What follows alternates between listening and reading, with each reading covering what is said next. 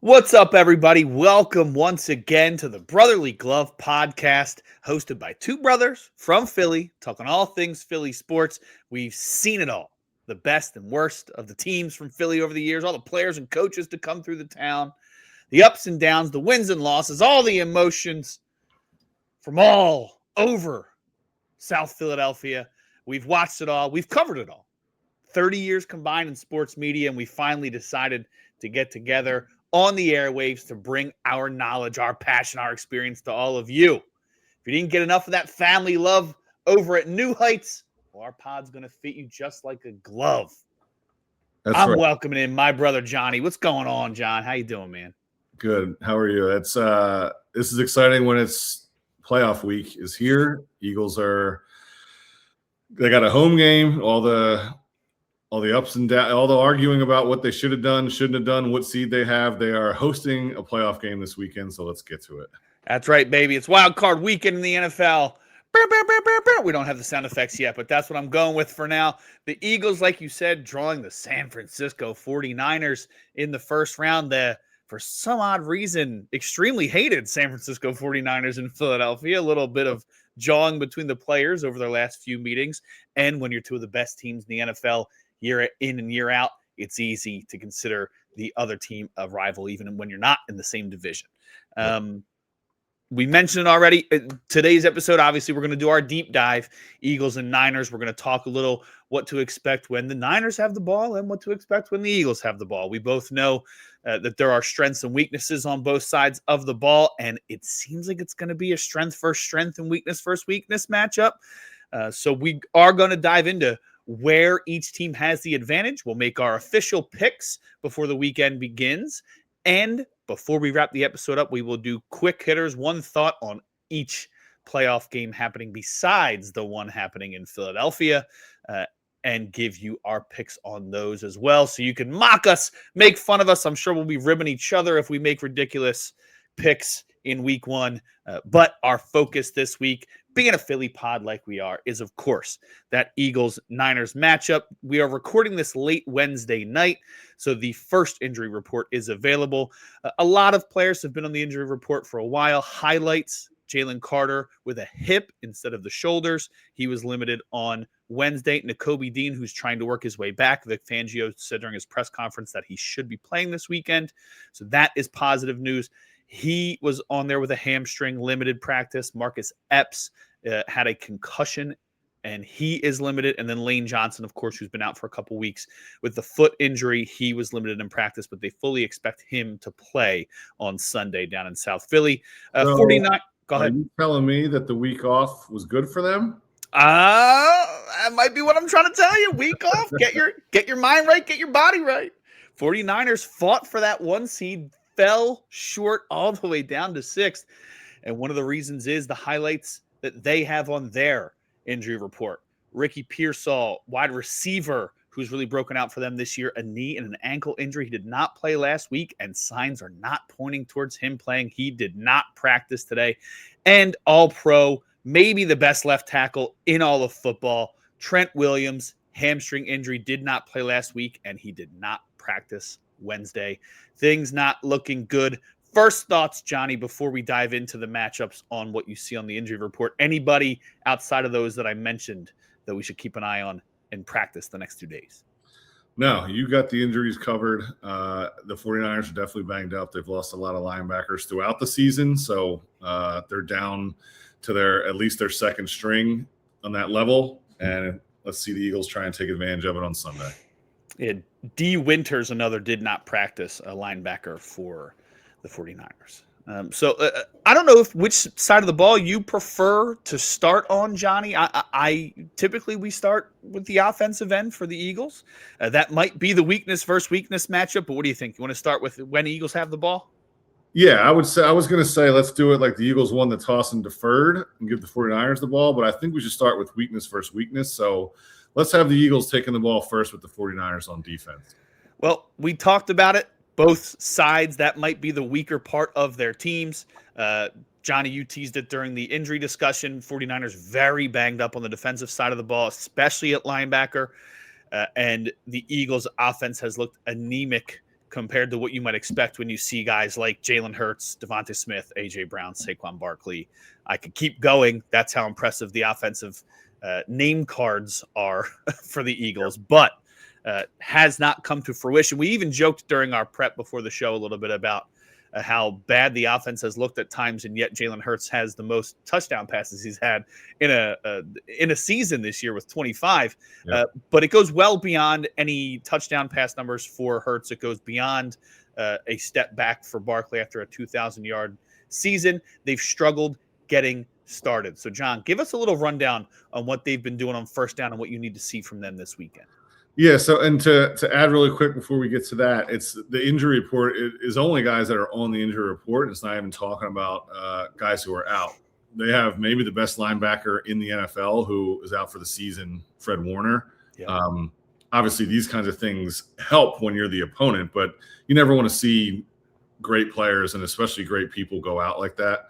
So Fred Warner, it's a shame we won't get to see him on Sunday. And they also had Tatum Bethune was out for the season, tore his groin, this week. So they're hit hard at linebacker, and it's not just what's on the report. They've been hit some injuries throughout the season. So let's have the Eagles on first down. There's a lot of things been talked about. We know all the stuff about the routes they run, the play calling and things, and Kyle and I have hit that on previous pods. The thing I want to see, though, and I'm gonna kind of tie it together with some, not the route stuff, but there's another thing that's been glaring about the Eagles on offense, and it's all the 3 and outs. So that's right. So I'm going to start. I'll set it up first. What I want to see them do is just run the ball on first down. And I know that we've had, people have got questions about their ability to run the ball at all, right? Under center versus shotgun. We know the offensive line is not as good as last year with people in and out and just performance.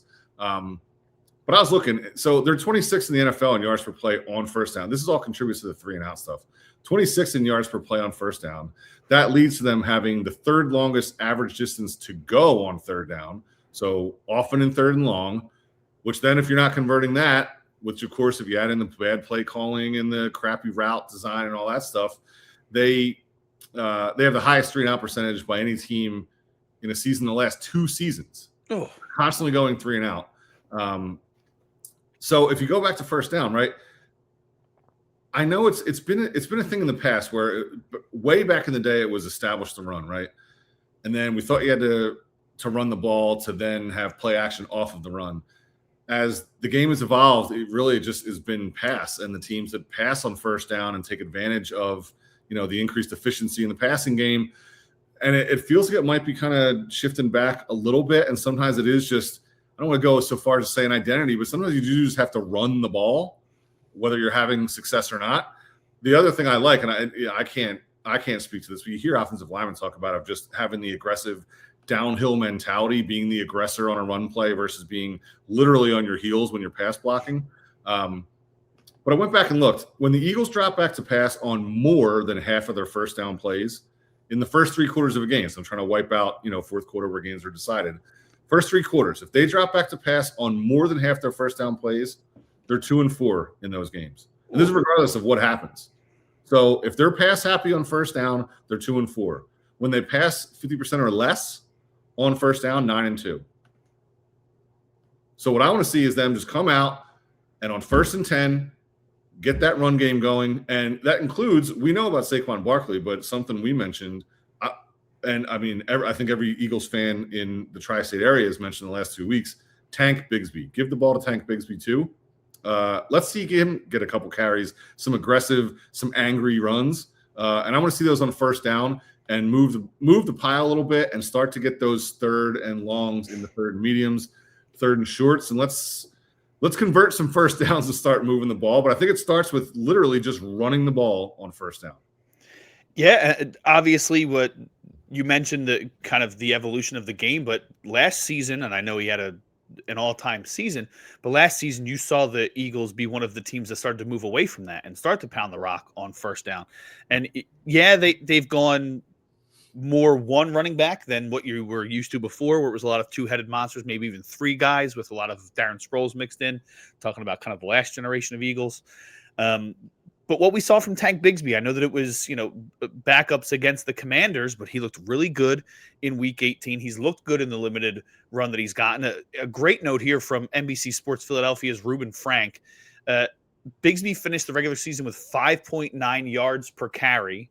That is the highest by an Eagles running back with at least 50 carries in 64 years, and the third highest all time. Wow. So even if it's ineffective with Barkley, then get the other guy in there for a change of pace and hand him the damn rock because he's ready to shove it to people when he's played this season behind a hobbled but still above average offensive line. I mean, there's no reason to think that this couldn't be something that they could do is deploy the two guys a little bit more and hope that it forces the defense to come in, and then you can take advantage on the outside. Another thing to talk about, other teams are doing this at a really high level. The Rams, who I would say a lot of people consider to be the best team in the playoff field, they're running a two-headed monster with Williams and Corum. The Bears have Swift and Monangai, and they have almost an even timeshare. Even Walker and Charbonnet, they're only 40 carries apart. So it's been a heavy dose of two guys with two different run styles, and all three teams I just mentioned can still pass the ball effectively. So I don't see why an increased approach to running the ball, especially on those early downs, based on what you said earlier, John, isn't in the cards for them. Maybe it is, but we haven't seen it so far this season. I'd be shocked if they were surprising a lot of folks in week one of the playoffs. Yeah. And then let's say they do that, works a little bit, but obviously they're going to drop back and pass at some point. Even if Lane Johnson's out, or even if he's compromised, I don't think the Eagles' offensive line is going to be challenged that much on Sunday. You mentioned weakness versus weakness. The 49ers had the third lowest pressure rate in the NFL this season. Only the Panthers and Jets are lower. The Panthers somehow are a playoff team. So usually being in Panthers and Jets territory speaks for itself. Yeah, right. But the 49ers only had 20 sacks all season. Myles Garrett had 23 and a half by himself. Oh, 20 sacks. And Jalen Hurts, when he's not pressured, 19 touchdowns, 1 interception all season. Ooh, wow. So, okay. And this really shouldn't be like, this isn't a game plan thing or some sort of like crazy strategy thing. This is just if things hold, this should work in the Eagles' favor. The 49ers don't blitz, they don't pressure, and they don't get to the quarterback. This seems like a recipe for success for the Eagles when they drop back to pass. Of course, with all the caveats of hitch routes, play calling, et cetera, et cetera. Yeah, well, one thing, I'm sorry, I can't get over that note that they have 20 sacks and Garrett had 23 by himself this season. Well, by the way, there's members of the Watt family have had more than 20 sacks on 3 different occasions. JJ Watt did it twice and TJ did it once. And the 49ers mustered 20 combined all season with an extra game. Congrats, 49ers pass rush. One guy had more than the entire team. That one guy was so scary that the Steelers almost missed out on the playoffs because they didn't want to be the ones to give him the record. It was insane. Yep. Insane to watch up close, too. I mean, they denied it up and down, but you could see it on the players' faces. You could see it in the way that they reacted. They wanted nothing to do with that record and Rodgers being a part of it. So shouts to Myles Garrett. Incredible season. But to put the Niners' struggles in perspective, there you go. And it's funny, we talk about struggles, right? We talk about weakness on weakness. These are 2 teams with double-digit wins for like the 4th year in a row. Like these regular top-tier teams, and we're talking about their struggles. That's just how wide open the playoff field is this year. Yeah, and I think over the last few years, we've seen some really elite teams on both sides, and I just don't think that really exists this year. So you're going to see flaws. And even with good teams that are winning games, there's you're going to see flaws on teams, and it's all going to be matchup dependent. And like I said, I don't think anything needs to change here. Unless the 49ers get a pass rush this week, when the Eagles forget how to block, Hurts is a guy who he's a quarterback that teams try to blitz and try to shake it because of 19 touchdowns, 1 interception. Like, we know Hurts isn't a perfect quarterback, but if you give him time, he can pick you apart. So, if nothing changes and things go as they've gone, I see this being a decent day for the Eagles offense. I wouldn't put it past them. And they, like you just said, when he has time, and it sounds like, especially if Lane is healthy, he will have time. Jalen is not only has been passing the ball really well, but when he has time and can see a full lane, his ability to take off will only add to the dynamics of the offense, if you will. Yep. One thing you may not see from the Eagles as much on Sunday is the tush push. Everybody knows, or the brotherly shove, or whatever you want to call it. In the Eagles building, they just call it a quarterback sneak because they all hate the name. But they've taken a step back with the success this year, and you may not see it as much, especially with a banged up offensive line. So their success rate this season on that play, 61.3%. In 2022, it was 83.8. 2023, it was 92.2. Just last season, 81.4. So a 20% drop off, or a 20-point drop off in success rate from last year to this year on that play. They've been penalized on it 5 times. It's being more heavily scrutinized by refs in games. Yep. They fumbled once on it. So there's been a lot of not only adjustments. I think we all expected that at some point for the league to make the right adjustment. And they started to, but you've also seen some wrinkles off of it. You saw some plays with Dallas Goedert. You saw some pitches. I think Barkley broke a huge run a couple weeks ago off of the tush push, a fake tush push. It was 3rd and 1, and they did a pitch play instead. I think he ran it for damn near 60 yards.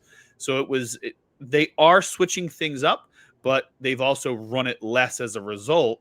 And part of that may also be what you said earlier, John, that they're in way more 3rd and longs than they have been in the past. So just not as many opportunities. But when they do run it, being less successful, do you want to take that risk in the playoffs? Probably not as much. You want to keep your guys healthy. They took the week off to do that. So you may not see the tush push as much this week unless they're successful on 1st down, like you're asking for, John. Maybe we do see an increase on Sunday if they do follow your game plan at least. And to be a little fair for with the drop off on the offense this year, they were always given credit, and it's smart that you can call things differently knowing you have that in your back pocket, right? Like you can call 3rd and short differently, you can call 3rd and medium differently. You don't need to gain 1st downs on 3rd and medium, 3rd and long if you just want to get to 1 or 2 yards and pick up what feels like an automatic 1st down. So that can have a trickle-down effect too. That not wanting to run that play as often and it's not as successful, it can really kind of trickle back towards your play calling leading up to positions like that. So, I don't want to say like give credit for it, but to try to just identify that. But that's what coaching staffs and players need to do. You got to work around those things. There's got to be answers for that. If that's not going to be a part of the game plan anymore, they got to come up with answers quick. So yeah, we'll see what they do on Sunday, but I agree, weakness on weakness, but it seems to me like the Eagles have the advantage when they have the ball. I tend to agree. I think the Niners are just too beat up on the defensive end. So I'd say advantage Eagles, big advantage. I don't know about that, but advantage Eagles. To wrap up the tush push conversation, one thing that I just wanted to touch on because it's a great note in the Athletics write-up on, they did a great write-up on the tush push's success this year.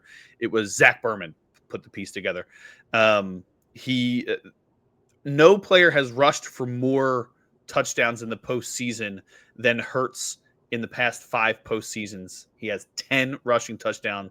6 have come on the tush push. So definitely been a item that they've been successful with in crunch time, but we talked about some of the factors as why you may not see it, and they've added wrinkles off of it. So even if they do end up running it, you may see someone else with their hands on the ball as the play ends. I got nothing else on that side of the ball. I think we've covered all the necessary parts. And I really do think that the meatier part of this game, and both literally and figuratively, the meatier part of this game is, for the Eagles especially, is going to be when the 49ers have the ball and that monstrous front gets to walk out on the field, led by Jalen Carter and, of course, coached by legendary Vic Fangio. When the Niners have the ball, like we said, it's strength on strength. Ever since Brock Purdy got back from his injury, the Niners have looked, up until that Seattle game, looked nearly unstoppable. They were putting up incredible numbers against teams, but they got shut down pretty significantly against the Seahawks. I'd say that there's 3 or 4 defenses that are in an elite tier this year. Seahawks are one of them. So are the Eagles. Maybe they can follow something off of last week. So, Johnny, before we get into, and I know that there's some shared history between the coaches there, anything you want to start with specifically when it comes to these two teams when the Niners are in possession? This is also going to be about pressure. It's the opposite with the 49ers don't get to the quarterback. We know that the Eagles do. They're 5th in the NFL in pressure rate. They do it with the 2nd lowest blitz rate, which allows them to do a whole lot of stuff with their coverages. And I think Fangio is really smart about that. But I think that's what every defensive coordinator wants, is to be able to pressure the quarterback without sending extra people. And the Eagles have that. So it turns into then how can they keep that up, and how does Brock Purdy respond to that? I think Purdy has been different than, they had success when Purdy was out with Mac Jones, but they're 2 different types of guys. So the Shanahan's system is talked about quite a bit. I know that you have some ideas about Shanahan's offense and how it looks. Yeah, I mean, no surprise here. As soon as they got Christian McCaffrey, kind of everybody assumed that they would feature him heavily. Why wouldn't you? He's the number 1 pick in fantasy every year. He's the man when he's healthy, and he's been healthy for the most of his time. Exactly. You get him because you know what he is when he's healthy. And no surprise, the offense runs through him. CMC led the NFL in touches this year. He had 44 more than the next closest player. And he was also 2nd in the NFL with 2,126 yards from scrimmage, so including his rushing and receiving yards. 2,126, only 1 player ahead of him. To put it in context, Barkley had a historic season last season. He had 35 less touches last season than CMC did this season. So he's been healthy, but they have used him a ton. I believe he leads the team in targets as well. And he may even lead them in receiving yards. They're pretty thin there at the moment. Obviously, trading Debo. George Kittle's missed a few games this year. That being said, go ahead. Sorry. Kittle, I think, was on the was he limited on the injury report? Yeah, limited in practice on their first injury report too. But you hear those big numbers. You hear what CMC has done for them, and it's a little surprising that overall their rushing numbers were kind of average this season. 24th in rushing yards per game, 30th in yards per attempt, which is very surprising when you see that CMC played so much and didn't. If he missed half the season, okay, I could see that going down. Despite him having such a heavy workload, one thing that benefits the Eagles is it may have been the worst healthy season of his career as far as what he's known for. He's known for being shifty, for escaping pressure and getting out of tackles. This season, he has 1.5 yards after contact per rush, which is the lowest of his career. And he doesn't break a tackle. He breaks a tackle on average every 31.1 rushing attempts. For context, Saquon Barkley this season, in what would be considered a down season, especially compared to last year, he breaks one every 15.6 carries this year. Wow. They averaged 3.8 yards per rush. That's stunning. Yeah. Yeah, I was a little surprised by that. But again, CMC, a lot of the damage he's doing is short routes out of the backfield. Like you said, playing things off the passing game instead of the other way around. Yep. A little fun thing I saw, they do have a little bit of history, some of the coaches. So obviously we talked about the history between the teams. Kyle Shanahan, offensive wizard. Well, he has played against Vic Fangio a few times, or coached against Vic Fangio a couple times, mostly as an offensive coordinator in those games. So Shanahan, known to be very creative with offense, has explosive offenses everywhere he goes. He was part of that Matt Ryan MVP season down in Atlanta. Fangio's faced him 4 times in those games. Shanahan's team has scored 11 points, 6 points, 15 points, 9 points. Now, the last time they played each other was in 2018. So very different teams, very different vibes. The Falcons were really good, but they didn't have someone like CMC at that time. And they even have a little bit of shared connection. When Shanahan got the job with the Niners, he tried to bring Vic Fangio in to be his defensive coordinator. He was with the Bears at the time and stayed put for another season before moving around again. But a little bit of shared history between them. That's just fun for me. And the reason I wanted to do that transition, we like to call that in the biz, not including the Washington game, the Eagles defense has been incredible over the last 2 months. Already a strong unit, really enhanced after the Jalen Phillips trade. His ability to get pressure off the edge, either as the fourth or fifth guy, and the fact that you basically have to double team Jalen Carter has opened up so many other opportunities for other guys like Moro Ajomo, like Jalix Hunt. We've mentioned some of the guys who are having pretty good years this year, and a lot of that can be contributed to the uptick in defensive pressure since they got Jalen Phillips. So just real quick, because I've been talking for like 5 straight minutes, any thoughts on Jalen Phillips, what he's brought to the table? Any thoughts on Fangio, and do you care about their history at all, the two coaches? I don't want to say skeptical, but I always want to look at, I think you meant like it's a different team and Shanahan's a wizard, but it's also, I used to do this with, I think it was going in the Super Bowl last year about Fangio's history against Mahomes.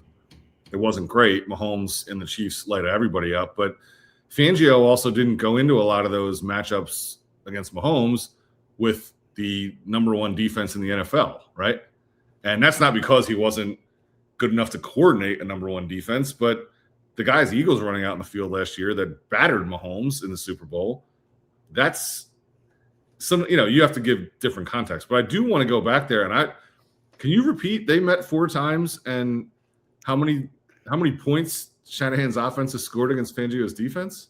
11, 6, 15, 9. So a lot of field goals. Yeah, and we know I'm not good at math, but that's 10. That's 10.3 points per game. If the Eagles allow 10 points, they're winning this game without a problem. Yeah, easily. They may sit Jalen in the fourth quarter if they only let up 10 points.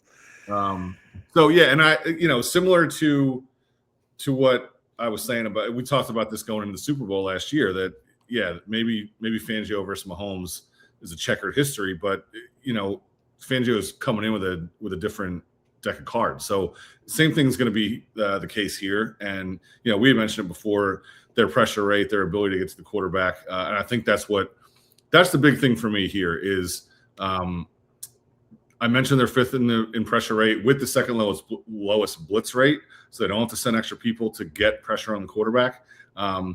Purdy has a high completion percentage when he's pressured, but he averages only 5.5 yards per attempt under pressure, which is 24th. So to me, that indicates, sure, he's completing passes, but what he's trying to do is just get rid of the ball as quickly as possible to wherever he can get it. Doesn't matter about trying to break something open. Now in a clean pocket, Purdy's almost like Superman. 77% completions. That's higher than Josh Allen and Jared Goff. 8.7 yards per attempt. That's higher than Lamar Jackson and Matthew Stafford. And so he's 14 touchdowns, 6 picks with no pressure, 6 and 4 when he is pressured. So not otherworldly numbers on the touchdowns, interceptions when he's not pressured, but he gets the ball out quickly and avoids sacks. And if that's the game plan, it's still not – they're not hurting you when he does that. And that plays, I believe, right into the Eagles' hands. So I don't – it's a little bit like what we talked about with the offense that I think, this is the 49ers' strength, especially compared to their defense, but I still think this is a matchup advantage for the Eagles. And one thing a little bit out of the box I want to see, the Eagles don't run a lot of zone coverage compared to other teams on the season. But Brock Purdy, and I think that's where the blitz and the pressure stuff comes in with him, and the kind of outlets and answers he utilizes with the high completion percentage and not doing a lot of damage. Against zones, 7 touchdowns, 8 interceptions for Purdy this year. That means he's 13 touchdowns and 2 interceptions otherwise. And the Eagles, we know they've got it. You gave me some numbers, and you can break these down if you got them. But their pass coverage, we know they're one of the best teams in the league no matter what they're doing, one of the best defenses in the league no matter what they're doing. But especially in zone coverage, they've only allowed 6 touchdowns with 8 interceptions, and they've allowed the lowest completion percentage in the NFL. So if they can uptick their zone coverage a little bit more and make Purdy uncomfortable, which I think they're going to be in his face. So if they, I heard somebody on a Fox show yesterday say something really smart. I forget who it was, but talked about bringing Purdy down, and if they can sack Purdy, that's really a good thing for. Wait, no, I do know who that was. that was Kyle Fisher from the Brotherly Glove. Yeah, that's right. They're gonna get pressure on Purdy, and if they bring him down a couple times, I mean, we already know, like I pointed out, Purdy doesn't do damage. He gets the ball out and avoids sacks, but he doesn't do damage when he completes passes when he's pressured. It's all short stuff and just safe plays.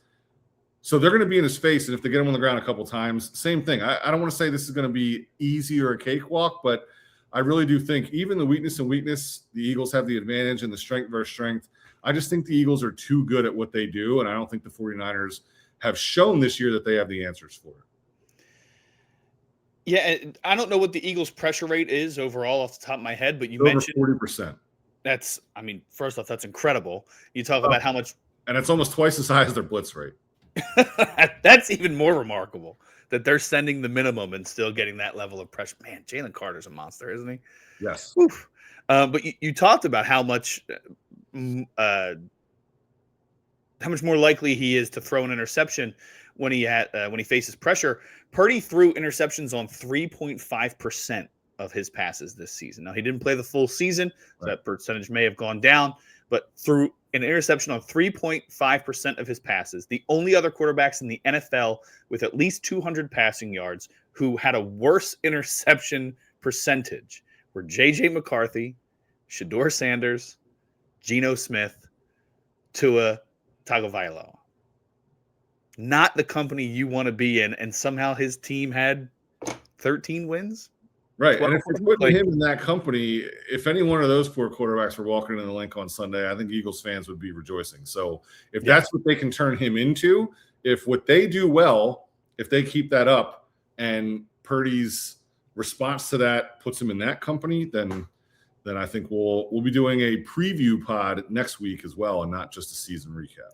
Yeah, I'd put money on that for sure. If they can make him look like any of those guys, they got this game in the bag. And again, we're talking about resting dudes in the 4th if they make him look like that. But you talked about the Eagles pass defense, or do you want me to spit them out? I'm sorry? Do you have the numbers on the Eagles pass defense, or do you want me to spit them out? That's what I was going to get to right there. Cool. So because I mentioned against zone coverage, but overall they're awesome. Yeah, lowest completion percentage allowed in the NFL. The least amount of touchdown passes allowed. You mentioned the propensity for interceptions. They've allowed 14 touchdown passes. They have 12 interceptions as a team, so almost 1-to-1. And they have the second lowest passer rating allowed as a defense, and that's all season. I know I talked about how good they've been the last 2 months. That's all season long. Those guys, full year rankings, the top or second best in all 3 of those categories. Yep. I just think even though, like I said, it's weakness on weakness and strength versus strength, I see the Eagles, and this isn't just being a homer. The Eagles, to me, have the advantage on both sides. And, we know there's been a whole lot of throwing hands up during the season about the offense and the way it's looked. But in this matchup, I think this, we talked about should you try to manipulate matchups and find the right seed for all this stuff. This is, whether it played in their hands or not, the Eagles are at home for a reason, and they are, to me, they've got the advantage on both sides of the ball. So I think this is going to be a fun Sunday in South Philadelphia. Well, it's always a fun Sunday in South Philadelphia when the Eagles are in the playoffs. That is for sure. I wanted to mention one more thing. Oh, I talked about the last 2 months. Last thing I wanted to say about the defense. Talked about the last 2 months since they acquired Jalen Phillips. They've allowed 14.5 points per game if you take out that Washington game where none of their starters played since acquiring Jalen Phillips. There you go. That is how strong this unit has been. And again, if you can keep Purdy off balance, he looks like, well, JJ McCarthy. So Yeah, and do with that information what you will. No hate towards JJ, but you interpret that how you want. And we mentioned before, I don't want to repeat stuff we've said, but with a star player on every level, and even I almost forgot to mention Zach Bond as the linebacking star. I mean, the Eagles have multiple options at all three levels on defense. I know the 49ers and Shanahan's the offensive wizard, and they've got McCaffrey and they've got other people. And at the end of the day, the Eagles have the advantage on both sides. And I don't know when we're making our picks, but I think I've made it pretty clear where I'm going. So I did want to touch quickly. We don't have to take a lot of time on it, but I do want to touch quickly on the special teams. We don't have to go in depth, but Eagles fans obviously concerned Jake Elliott having a down season. Are you concerned about Jake Elliott coming in? Not that they would make a change at this point, but are you concerned about Jake Elliott going into the postseason? No, he'll be fine. Just score a touchdown. Simple, huh? Yeah, right, exactly. Then you don't need to worry about it. If you're worried about the kicker, put it in the end zone. He hasn't missed under 40. I like that. Hasn't missed under 40. Boom. Then just be explosive. No big deal. Just go do it. That's it. Just go do it. On the flip side, the Niners have been pretty good on special teams this year. They traded for Sky Moore at the start of the year. He has helped a lot in the return game. They had a kicker who Jake Moody last season was 24 for 34 on field goal attempts, and he cost them late in the year. Their new kicker, Eddie Pinheiro, is 28 of 29 and 6 of 7 from 50 plus. So I might give a slight advantage on special teams to the Niners. However, I would tend to agree with you, and I swear we're not going to just be homers and agree with each other every single week. However, this is a week where I feel it is pretty clear that even if it might be closer when the Eagles have the ball, Eagles definitely have a clear advantage on 2 of 3 phases on Sunday. All right. Well, folks, hopefully, like John said, we are not talking to you recapping the season that was next week, and we're doing a preview pod. We won't know who they're playing, but we do know the other matchups in the postseason and who they could potentially play, depending on how things play out. And we talked about at the beginning of the pod that we want to do a quick hitter on every matchup. Johnny, I'll let you pick first. Let's finish with the NFC side, but I'll let you pick the first one. Give me one thought on a matchup that you're excited about in whichever game you pick, or I'm going to be paying attention to. I'm going to keep it simple and just go in order. The first game of the weekend is Rams at Panthers. I think I can keep this the quickest. Give me the Rams. Rams at Panthers. Mm-hmm. Yeah, I think that is an easy. You referred to them as an auto bid similar to JMU in our episode earlier this week. I did. Based on that alone, even though I did do some research, I did watch some Panthers. I think we know what this team is, and the Rams are supposed to be one of, if not the best teams in the NFL. Didn't Carolina beat them a couple weeks ago, though? Carolina beat the Rams. I want to say that they beat the Rams a couple weeks ago, even though I'm not worried about that, but I'm almost certain that it happened. They sure did. They beat them 31-28 Thanksgiving weekend. Yeah, for some reason, not too worried about that, but it is worth keeping in the back of your mind. If they get off to a hot start, maybe the Rams, even though they have some vets on that team, are on their heels and they feel a little differently. I don't know, Johnny.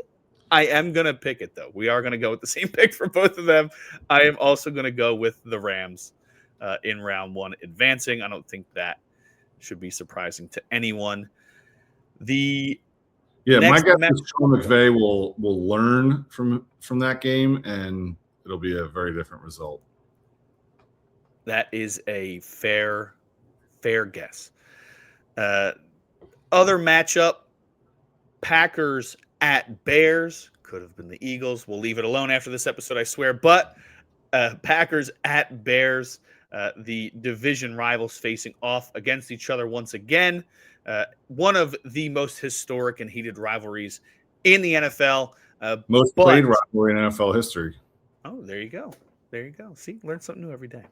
It is a the 2 seed has a second-year quarterback leading the way, and they are facing off against a team with a 5 or 6-year quarterback now in Jordan Love and a very banged-up Green Bay roster. I don't know how you can look at the injuries on Green Bay's side, missing Micah Parsons, kind of the move that put them into that next tier in a lot of people's minds. Without him, they have not looked like the same defense. I know that it's not all him, but they have not looked the same since that. Their offense is a bit beat up. I've had them twice this year. Their offensive line has been through some ups and downs this season. The Packers, it may be a good fight. I don't know if it's going to be, I wouldn't expect it to be a blowout. However, I would think that when it's all said and done late Saturday night, that the Bears will be advancing and waiting to see who they'll be welcoming in to Chicago next weekend. So you're going with the Bears, huh? I am, yeah. That spread flipped. The Bears started as a favorite. The Packers are now favored by 1.5. Which is weird. I did notice that. Yeah. Green Bay finished the season on a 4-game losing streak. Now that includes, I don't think they played anybody really on Sunday. And scoring hasn't really averaged 24 points per game going back to the middle of November. But yeah, they've had a couple big numbers that defense has allowed. I think the Bears are going to win the game. I think Ben Johnson has had some, I don't want to say magic. He's really made a big difference there. And Caleb Williams is still kind of the same, but he unlocked some stuff. And the thing I think, they've played each other twice in December. The Bears won the last one at home, but I think Williams has gotten better at the end of the season. And if he doesn't have to deal with Micah Parsons, then give me the Bears at home. Yeah, it was an overtime victory against the Packers, despite them being banged up. But they're 6-1 in their last 7. You just mentioned Ben Johnson has brought a lot to the table for them. I think that in the offseason, if you heard me at any point on any of my pods or on Fox or wherever, when we talked about teams to be on the lookout for, I thought that the Bears would see a big tick up. I liked what I saw from Caleb Williams last year, and I thought that the new coach could really bring a lot out in him. He takes a big step forward. Their defense has been strong all year. The Manung guy comes out of nowhere as a guy out of East Rutherford with Rutgers and really makes an impact on that offense. And they've been great. They brought in a lot of veterans on the offensive line to help them as well. So, not surprising if Chicago reigns supreme Saturday night and hosts another playoff game, of course. I believe we've touched on all of because it's 3 matchups and a bye. So we touched on the entirety of the NFC. Let's get into the AFC, where Sunday 1 p.m. Bills at Jags. I think that's wrong. Isn't it 4:30? It's my game. I should know, right? Yeah, I'm a little concerned for you that you're working that game and you don't know when it is. Do you know where it is? I do. It's Jacksonville. You didn't book a trip to Buffalo, did you? No. I'm in Jacksonville. Buffalo was like my second home last year, but it's Jacksonville. So I thought it was 4th. I thought that I read the initial graphic was 4:30. It is 1 p.m. on both ESPN and CBS. So we're going with 1 p.m. So you do learn something new every day. This is good. I do learn something new every day, even if it's about my own job, apparently. So, but Bills and Jags. Jags have been on a roll coming into this game. They were a team that, like, halfway through the season, I realized, oh man, I probably 2/3 of the way into the season, I was like, I got to start paying attention to these guys. They're pretty legit. Obviously, Buffalo might be the most dangerous team in the field outside of the Rams, and they're all the way down at the 6th seed. This is going to be a tougher matchup than I think a lot of people expect. Jacksonville's offense has been really strong. Trevor Lawrence finally with some weapons and some clear, focused coaching. He has taken the next step in his career. Obviously, not battle-tested in the NFL, but had played in a lot of big games at the college level. But when you have Josh Allen on the other side of the ball, it's really, really difficult to pick against the Bills, even with their lack of offensive weapons and their struggles on the defensive end? I'm going with the Bills, and I looked into it, and I looked at the Jags, and I haven't watched the Jaguars very much, and they look better than I thought. So I'm conflicted here, but I'm going to stick to my guns, and I'm going to take the Bills and Josh Allen to roll into the next round. I was trying to find anything that I could point to as to why I would pick Jacksonville in this game. I'm not going to pick Jacksonville in this game. I'm going to pick Buffalo. But for those who are Duval County people, there's plenty to be excited about. Jags have a lot of weapons on offense. They've won 8 straight games. They have covered the spread in every game that they've won over this 8-game winning streak. If you're a betting guy, but the spread right now, I believe, is Buffalo is favored by 1.5. So right now they're the underdog, and they have not performed well as the underdog. Lost 14 of their last 20 when Vegas is betting against them. So I am going to go with Buffalo. It has nothing to do with betting. I don't really care about that too much. My big thing is crunch time. Who do you trust to get the ball across the goal line? And to me, I trust Josh Allen, maybe the most in the entire AFC, to get the job done. Where did the Bills head coach go to high school? You have any idea? Some really crappy school. I think it's right outside. One of the best. I think it's just outside of Philadelphia. Some dumb school. It's on a hill that gets off for rain, I think. And just won the Pennsylvania State Championship in football. Yeah, we'll worry about it. We're not worried about that. Yeah. LaSalle High is one of LaSalle High's finest, Sean McDermott. LaSalle College High School. Taking the Bills to the next round. Yeah, well, we'll see. Eagles we'll see, but I'm picking them as well. So. Eagles are up next at 4:30 on Sunday. That's what I was thinking. We should get a graphics person to come in and help us build something to throw up the schedule for you. But 49ers Eagles for Sunday. We're both picking the Eagles, right? Yeah. We both picked the Eagles during our setup. We're going with the Eagles again. All right, and then Chargers Patriots are Sunday night. Patriots are favored by 3.5, and I listed it out the other day, and I'm gonna try and look it up. The Patriots have not been tested this year, and it makes me want to pick. I have it. It makes me want to pick the Chargers. I'm stalling. The Patriots lost 3 times. They lost to the Bills. They lost to the Steelers. So you have Josh Allen and Aaron Rodgers. They also lost in Week 1 to the Raiders and Geno Smith. So keep that in mind. Yep. Week Johnny, 1, do you have the rest of the list now? No. I want the who they beat. Yeah, I want that too. I want the quarterbacks they played. This is great podcasting. I'm loving it.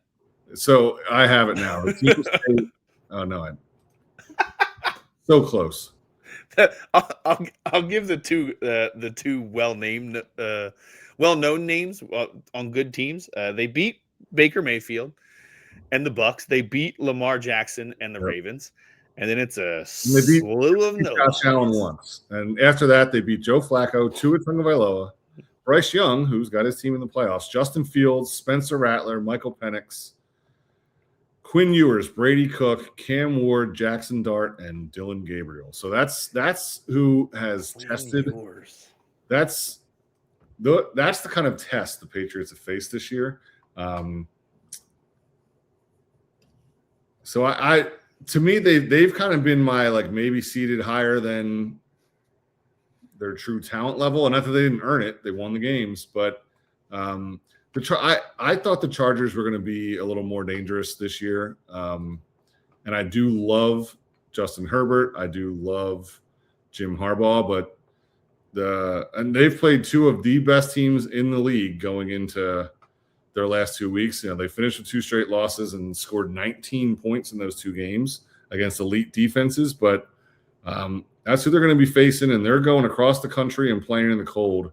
So despite my misgivings about how truly tested the Patriots have been, I'll pick the Patriots on Sunday night to advance. Oh, wow. Okay. Okay, we're finally going to be different. I don't trust the Patriots. I don't have. I mean, a lot of it is what you just said, right? It felt we knew that they had the easiest strength of schedule this season, so their good record isn't surprising. The great record was a little surprising, but the good record wasn't all that surprising based on their opponents. The coach comes in, makes a difference. I appreciate that. They're so well coached. Yeah. Drake May took a step forward. I don't think he's quite the guy who looked like an MVP at times. Former or a colleague of mine, former colleague of yours, Josh Cohen, who works with us on CBS Sports. Someone asked him in a production meeting a couple weeks ago, "What do you see in Drake May?" And he said, "I don't understand." He's like, "I watch him, and he still looks like the mechanics look as sloppy as they were last season. A lot of it looks like it did last season. They're just having success at a wild rate when they didn't have success last year." He's like, well, they've got better coaches and better players. That's what he said. He was like, the scheme changed a lot. He's like, and he has a couple more weapons. He's like, but the scheme change and May's confidence in throwing it, even if he wasn't successful there in certain ways, in certain types of throws last year, that's the difference. He was like, the guy is confident as hell for how sloppy it looks on tape, and the scheme is the difference. That being said, I also am a big Harbaugh fan. And I think the Chargers are more likely to slow the Patriots down. They've allowed the 5th fewest yards in the NFL per game this season at 285.2. And they're strong enough on offense. I haven't loved everything that I saw on the offense this year, but they have healthy running backs coming in. They'll have a healthy Keenan Allen to help Herbert as well. So that should be I'm going Chargers upset victory in that one. Chargers advance to week 2. All right. And the last one is Monday night, Texans at Steelers. This is an easy one for me. Elite defense for the Texans. 40-year-old quarterback for a team that can't really score points. Give me the Texans. Yeah, this is a tough one. Tough for me, at least it was tougher. I almost went exactly how you did. Just, hey, Texans defense is incredible. But last year they were supposed to be incredible on defense as well, and they got smacked. Like it felt like they got smacked. At least I know that it was a 9-point game, but it felt like they got smacked by the Chiefs. The year before, they got beat up by the Ravens when they were supposed to have an elite defense.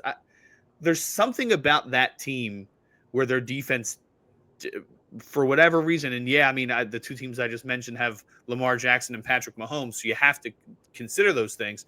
But there's something about them in the playoffs that just throw me off. And I know he's an old man, but Aaron Rodgers is a guy who knows how to get it done when it matters most. I don't think he's going to go on a run to the Super Bowl or anything, but I think that the Steelers are going to, I guess, not upset them because they're technically ranked higher, but I think they're going to pull off a surprise victory against the Texans and keep this alive for one more week for Rodgers. All right. Yeah, man, I don't know why and I think heads are going to roll down in Houston. I think there's change on the horizon for them, whether it's warranted or not. All right. So we picked different games there. So I didn't write them all down, but I think we remember. So we're going to write down the picks to make it official so we're not lying to you next week. We'll even tweet it out so you guys can hold us accountable. So, Johnny, you picked Eagles, Rams, and you picked the Bears, right? Yep. The Bears. And then for AFC, you did Patriots and Texans. Bills, Texans. I went Eagles, Rams, Bears, and then Chargers, Bills, Steelers. So make sure you mock me relentlessly when Aaron Rodgers looks all of 42 years old on Sunday night. But I'm sticking to it. I saw him really rise to the occasion even without DK Metcalf, with DK Metcalf, without him towards the end of the season. So I think he's got one more in him before he hangs him up. I know that he hasn't committed to this being his last season, but it sure seems like it's going to be at least. So, John, any other thoughts about this weekend before we wrap things up, man? I know we dove deep into the Eagles, gave kind of our quick thoughts on everybody else, but anything you want to say about the Eagles game or otherwise before we say goodbye to the people and get ready to watch the game ourselves? Not to get too far ahead, but this is setting up well for the Eagles. If things play out the way, if my predictions are right, the Eagles have a nice road in front of them, and with that defense, things are looking good. But have you done a game in Jacksonville yet, or is this your first time there? First time. Mm-hmm. I haven't been down to Duval yet. Anything you're most looking forward to in that game or on that trip? Well, I haven't seen Trevor Lawrence up close. I'd like to see, despite him not looking incredible at the pro level, a lot of people still speak very highly of him as a quarterback, and I'm very curious to see what that looks like up close. You can see so much from tape. As someone who never played football at a very competitive level, let alone that position, film, I'm only seeing what you're telling me to see when I watch someone do film breakdown, right? Like I'm not seeing other things that someone else might pick up on as someone who played the position. So I think seeing him up close will give me kind of that different perspective that I've been missing, that I've gotten with a lot of the other quarterbacks in the AFC. All right, that could be one of the best games of the weekend. So that should be fun. And I think that the second thing I'm most excited about is possibly seeing Bobby Johnson while I'm down there. All right, Jaguar. I love Bobby Johnson. Jaguar season ticket holder and lifelong Eagles fan. You know how those things go. By the way, is married to a Bills fan. Whoa, so, house divided and a third team in there that they all go to games for. I think they will all. I believe everyone's. I'm more curious if everybody goes to the game, who everyone's rooting for and who the kids are rooting for. But the kids, that'll be interesting. Yeah, that'll be fun. Tell my friends I said hi when you see them in Jacksonville. Will do, my friend. And set your alarm now. The game's at 1:00. All right. 1:00. Whew, man, here I am. I think I just was so excited about the Birds, and I knew that they were at 4:30. That's what I'm going with. That's my excuse anyway, John. All right. I know that you, as my older brother, are like, that's how you've been your entire life. Yep. But real quick, before we wrap things up, because you mentioned that if things go well for the Eagles, if things go as you picked them, that things are lining up well for the Eagles. Give just quick minute on what you mean by that, kind of as a teaser moving forward. Well, the matchups, if those teams win, then the next round is the Rams go to Seattle and the Eagles go to Chicago. So, of course, we wanted them to have that game at home, but even though it didn't look good when they played the Bears the first time, I still think that's the team. If you could pick your opponent, I'd want to play the Bears in that round over the Rams or the Seahawks.